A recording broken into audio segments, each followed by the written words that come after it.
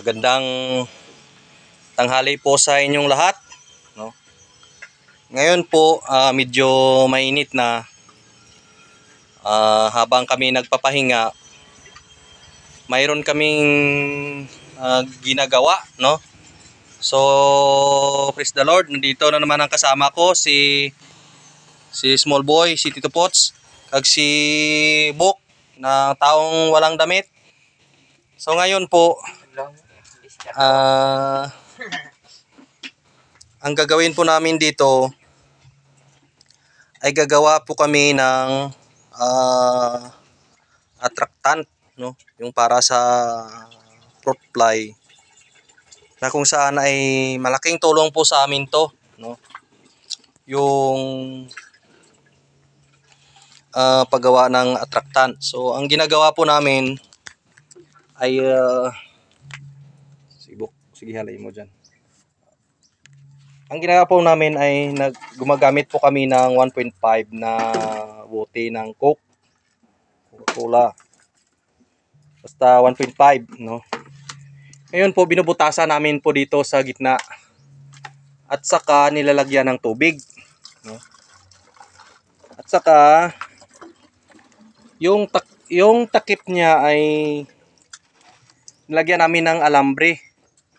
At saka dito po namin nilagay yung kuton. So, yung kuton na to, ito po ginagawa ni Tito Pots. Nilagyan niya po yun ng attractant. Ito po ay methylogenol, no?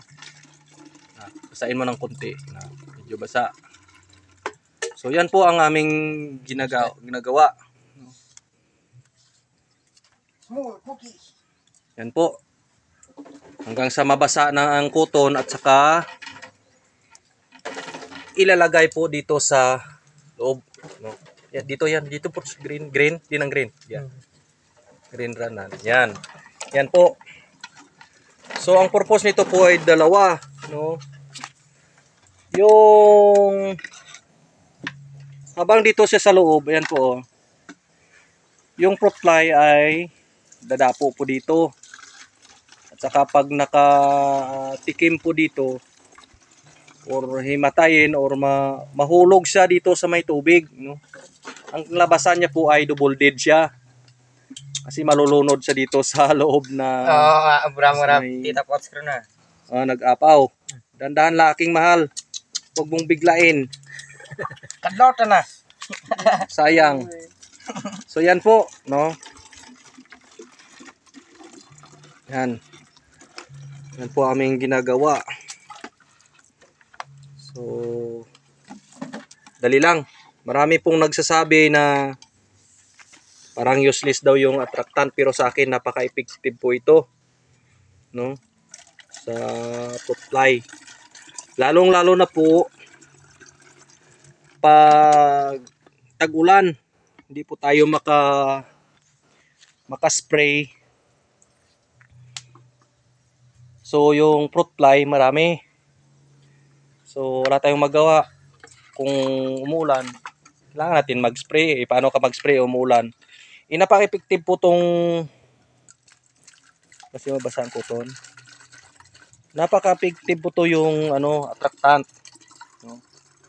Sabi ng ilan na na-attract lang daw natin yung fruit fly dito sa ating ampalayan. So, ang aking idea po ay naglalagay po ako ng attractant malayo po.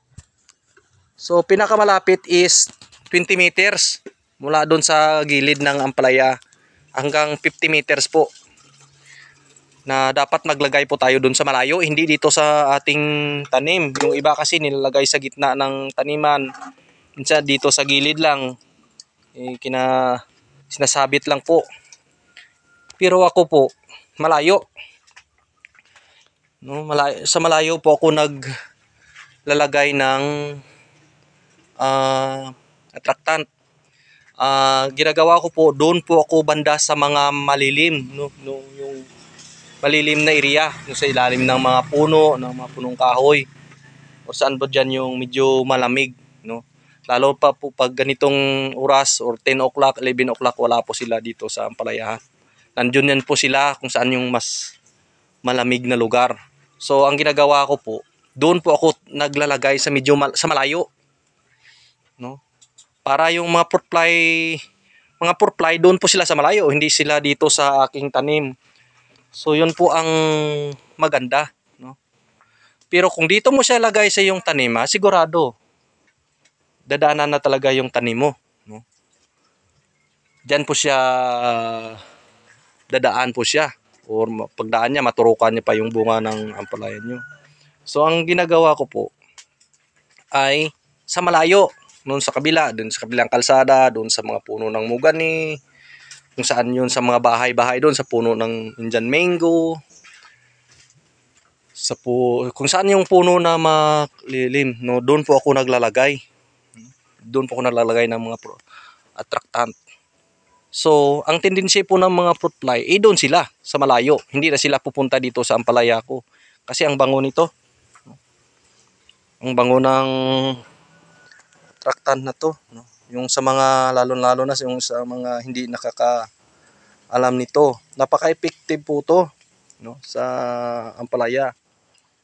So, itong isang bote na to ikalawang season na po ito ng aking pagtanim, hindi pa naubos. Siguro abutin pa ng 3 tanim. Kaya pa to, napakatipid po nito.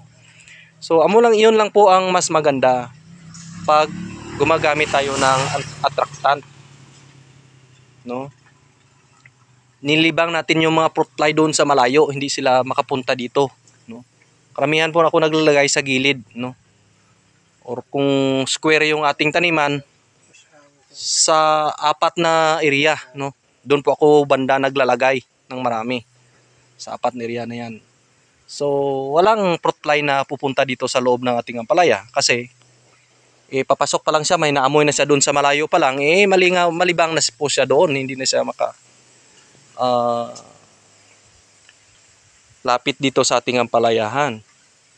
Pero kung dito mo siya ilagay, yung nakalambitin dito sa iyong taniman, sigurado attract talaga sila, lalapit sila sa iyong taniman, no?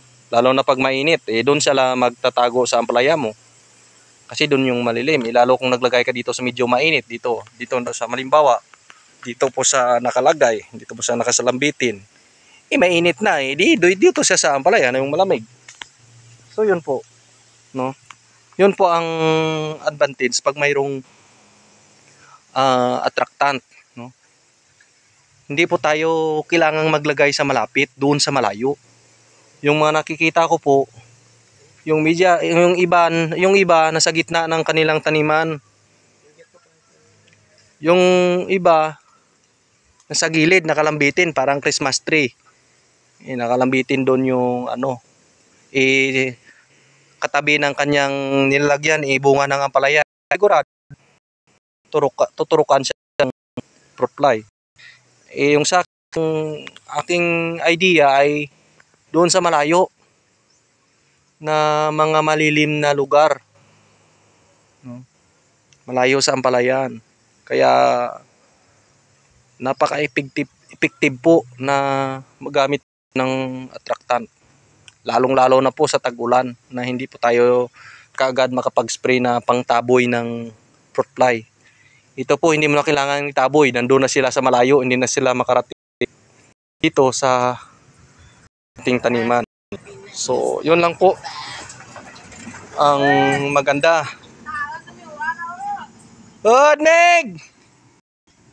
So, yun lang, no? Shout out po kay Josin Masiro, ating mga kaibigan. Yun lang po yung aking may share sa oras na to. Habang po kami nagpapahinga, kasi mainit na, may ginagawa po kami dito. Hindi pa kami mainitan. Laking tulong pa po sa aming ampalaya. So yun lang po. Sana po may nakukuha po kayong idea sa bidyong ito na kung saan makatulong po sa inyo, no? Sa inyong garden, no? Ayun po, maglagay na kami kung saan-saan, doon po sa taas, kung saan yung area na to, no? doon po kami maglalagay attractant namin para sa fruit fly. So yun po ang napaka ganda na makatulong po tayo sa ating parehong farmer na hindi gaano hindi pong alam pag ng attractant. So yun po ang mga idea na po no sa tanim. So yun lang po. Naputi na sa namin. Yan lang po kaya sa araw na to no. May mapulot po na idea mga pas. So, yes. Maraming salamat po.